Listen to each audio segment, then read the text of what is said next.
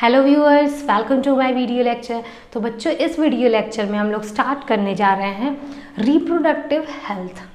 तो बच्चों, सबसे पहले आप लोगों को इस टर्म का मतलब क्लियर होना चाहिए कि what is reproductive health. According to World Health Organization या WHO के हिसाब से रिप्रोडक्टिव हेल्थ का मतलब होता है रिप्रोडक्शन से रिलेटेड सारे एस्पेक्ट्स में वेलबींग होना, चाहे वो फिजिकल हो, इमोशनल हो, बिहेवियरल हो या सोशल हो। इस तरह से हम लोग कह सकते हैं कि अगर किसी सोसाइटी के पीपल्स में physical and functional normal reproductive organ है और उनके बीच सेक्स रिलेटेड एस्पेक्ट्स में normal emotional and behavioural interaction है, तो उन्हें हम लोग कह सकते हैं रिप्रोडक्टिवली हेल्दी। तो बच्चों, इस चैप्टर में हम लोग डिस्कस करेंगे कि रिप्रोडक्टिव हेल्थ को मेंटेन करना क्यों नेसेसरी है और इसे अचीव करने के लिए कौन कौन से मेथड्स या टेक्निक को यूज़ किया जा रहा है। तो चलिए बच्चों, स्टार्ट कर लेते हैं इस चैप्टर का फर्स्ट टॉपिक, जो कि है reproductive health problems and strategies. Reproductive health को अचीव करने में बच्चों सबसे बड़ी प्रॉब्लम जो आती है वो है ओवर पॉपुलेशन। इंडिया में तो बच्चों ये सबसे बड़ा प्रॉब्लम है, जिससे कि रिसोर्सेस लिमिटेड हो जाते हैं, पॉवर्टी इंक्रीज करती है और हेल्थ केयर एंड एजुकेशन तक लोगों की ये पहुंच भी कम कर देता है, जिससे कि बच्चों बहुत सारे रिप्रोडक्टिव हेल्थ रिलेटेड प्रॉब्लम्स भी क्रिएट हो जाती हैं। सेकेंड कारण है बच्चों अर्ली मैरिज।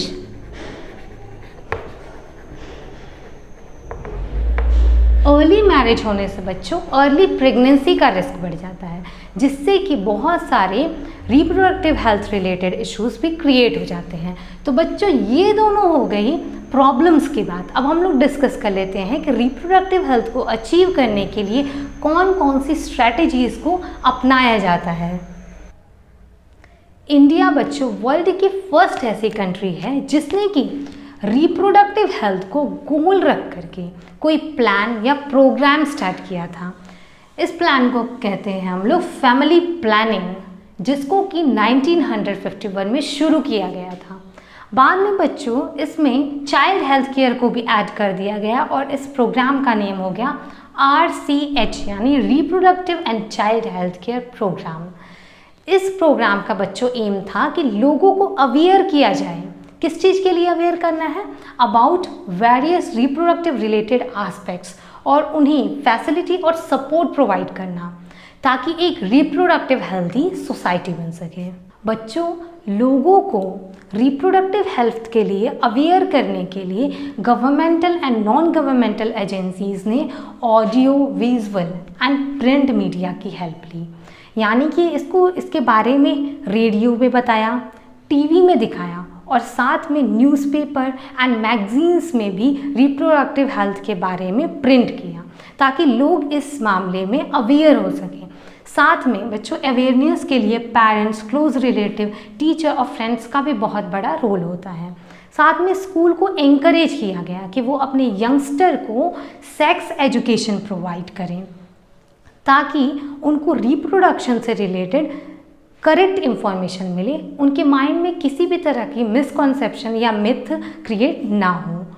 अगर बच्चों पीपल्स को, लोगों को reproductive organ, safe and hygienic sexual practices और सेक्सुअली ट्रांसमिटेड डिजीज़ के बारे में प्रॉपर इंफॉर्मेशन होगी, तो वो एक रिप्रोडक्टिव हेल्थी लाइफ जी सकेंगे। इसके अलावा फर्टाइल कपल्स एंड वो लोग जो कि मैरिजेबल एज ग्रुप में आते हैं, उनको भी अवेयर किया जाए अबाउट बर्थ कंट्रोल डिवाइसेस के बारे में, प्रेगनेंसी के टाइम मदर की केयर करें इसके बारे में, आफ्टर डिलीवरी मदर और चाइल्ड की केयर कैसे करें इसके बारे में, और ब्रेस्ट फीडिंग के इम्पोर्टेंस के बारे में and equal opportunity for male and female के बारे में। इसके साथ साथ बच्चों उन्हें रिप्रोडक्शन से रिलेटेड होने वाली प्रॉब्लम्स के बारे में भी अवेयर किया जाए, ताकि सेक्स रिलेटेड क्राइम और सेक्स अब्यूज़ को भी रोका जा सके।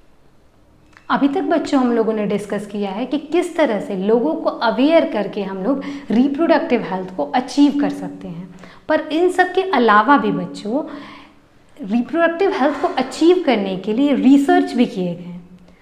रिसर्च करके न्यू मेथड्स खोजे गए और साथ में जो पुराने मेथड्स थे उन सब को भी इम्प्रूव किया गया ताकि रिप्रोडक्टिव हेल्थ को अचीव किया जा सके, जिसमें कि आप लोग को बच्चों दो चीज़ें पढ़नी हैं, सहेली के बारे में एंड दूसरा एमनियोसेंटेसिस। तो चलिए डिस्कस कर लेते हैं व्हाट इज सहेली एंड व्हाट इज एमनियोसेंटेसिस। सहेली बच्चों एक ओरल कॉन्ट्रासेप्टिव पिल है, यानी कि एक गर्भ निरोधक गोली है जिसको कि CDRI central drug of research institute के साइंटिस्टों ने डेवलप किया था। देखो बच्चों, मार्केट में जो most of the contraceptive pills available हैं वो स्टेरॉइडल होते हैं, मतलब उनमें या तो एस्ट्रोजन या प्रोजेस्टेरॉन हार्मोन प्रेजेंट होता है, जबकि जो सहेली है वो नॉन स्टेरॉइडल है। इसमें स्टेरॉइड की जगह पे एक एक्टिव इंग्रेडिएंट सेंटक्रोमेन प्रेजेंट होता है और ये सेंटक्रोमेन बच्चों एंटी एस्ट्रोजेनिक प्रॉपर्टी रखता है। ये क्या करता है कि एस्ट्रोजन के रिसेप्टर को मॉड्यूलेट कर देता है, जिससे कि एस्ट्रोजन जो है वो अपने रिसेप्टर से बाइंड नहीं हो पाता और प्रेगनेंसी भी नहीं होती।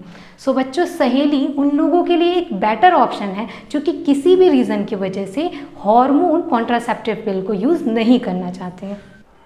एमनियोसेंटेसिस बच्चों एक ऐसी टेक्निक होती है जिससे कि फीटस की एबनॉर्मलिटीज़ का पता लगाया जा सकता है। किन और एबनॉर्मलिटीज़ का? क्रोमोसोमल पैटर्न पे बेस्ड एबनॉर्मलिटीज़ का पता लगाया जा सकता है। इस टेक्निक में बच्चों क्या करते हैं कि एम्ब्रियो के आसपास का जो फ्लूइड होता है, यानी कि एमनियोटिक फ्लूइड, उसको सिरिंज की हेल्प से बाहर निकाल लेते हैं। तो उस फ्लूइड में बच्चों कुछ फीटस की भी सेल प्रेजेंट होती हैं, जिससे कि उसमें फीटस के एबनॉर्मलिटीज़ का पता चल जाता है। बच्चों, इस टेक्निक को डेवलप किया गया था ताकि ये डायग्नोस हो सके कि जो फीटस है उसमें जेनेटिक और मेटाबॉलिक डिसऑर्डर्स है कि नहीं। पर बच्चों, इस टेक्निक का बहुत ही गलत यूज़ होने लगा। इस टेक्निक की हेल्प से लोग क्या करते थे कि फीटस का सेक्स ही पता कर लेते थे कि वो मेल है कि फीमेल है, और अगर वो फीमेल रहती थी तो उसे किल कर देते थे। सो इस टेक्निक को बैन कर दिया गया। आजकल इसकी जगह पे अल्ट्रासोनोग्राफी टेक्निक का यूज़ किया जा रहा है। If this video lecture is helpful for you, then please like, share and subscribe my channel. Thank you.